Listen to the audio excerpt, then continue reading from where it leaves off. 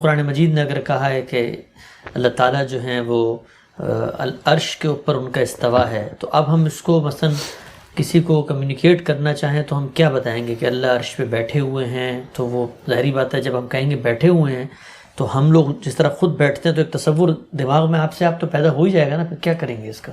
دیکھیے، تصور پیدا ہونے سے تو کسی انسان کو نہیں روکا جا سکتا۔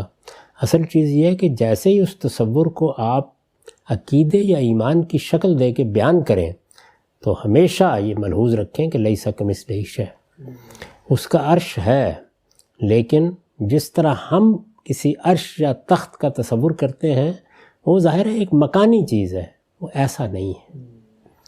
وہ عرش پر براجمان ہے، وہ اس کائنات کا نظم چلا رہا ہے۔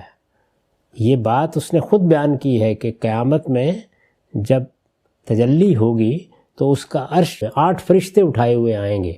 ظاہر ہے کہ اس سے ایک تصویر بنتی ہے، لیکن اس تصویر کو ہمیں کسی تمثیل میں نہیں ڈالنا، یہ روک دیا گیا ہمیں، اور یہی میرے نزدیک صحیح موقف ہے۔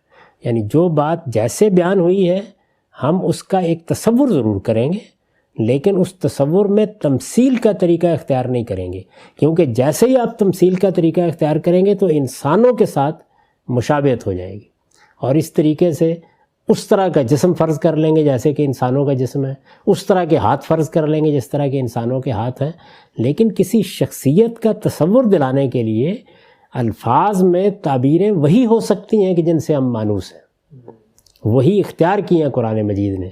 یہی وہ امور متشابہات ہیں جن کے بارے میں یہ کہا گیا کہ ان کے درپے نہیں ہونا، ان کی حقیقت جاننے کی کوشش نہیں کرنی، ان کے اندر اتر کر ان کو سمجھنے کی کوشش نہیں کی جائے گی۔ یہ جیسے بیان ہو جائیں گی ویسے ان پہ ایمان رکھا جائے گا۔ اور کیوں نہیں کوشش کرنی؟ اس لیے کہ ہمارے پاس وہ ذریعہ علم موجود نہیں۔ ہمارا ذریعہ علم تو یہ ہے کہ ہم مشاہدات کے ذریعے سے حاصل ہونے والے علم میں اسماء تلاش کرتے ہیں اور اس کی تمثیل سے نئے تصورات قائم کرتے ہیں، تو تمثیل سے روک دیا گیا ہے۔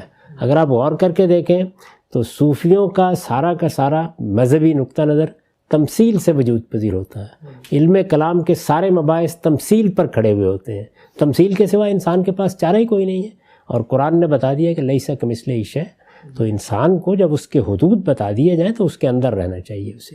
لیکن یہ کہ ذات خداوندی کوئی شخصیت نہیں ہے، شخصیت ہے میری اور آپ کی طرح کی نہیں۔